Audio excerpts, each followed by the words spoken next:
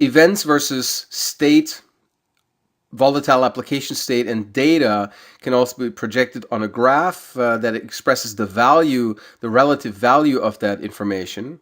And we'll take a look at the value of data relative to the time since that information was generated. Events are typically of a class of data that is enormously valuable while it is fresh. So stock ticker information generates thousands of dollars if it is delivered to you in a very fresh form. If you get that information milliseconds or seconds after it has been generated, then it's enormously valuable for everybody who's participating in financial markets. If you have a sports score, the sports score is obviously enormously valuable while the game is going on, and that fans are kept up to date on how their team is doing. And news are obviously very valuable while they're news. That's even while they're called news because they're new items.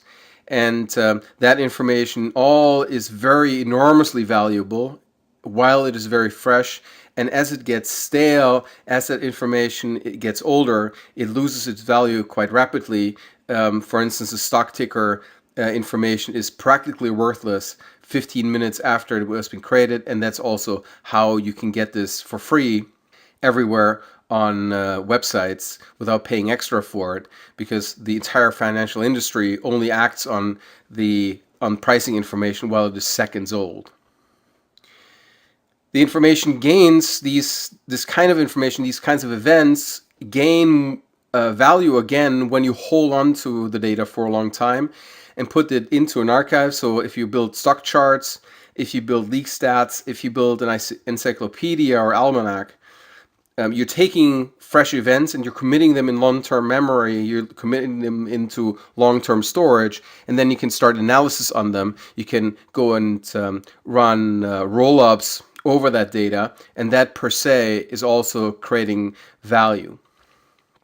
In the middle is the land of volatile application state, where the data is not quite fresh, it's not quite worth being committed into a long-time archive, and you will be typically okay with losing volatile application state while you're processing that state.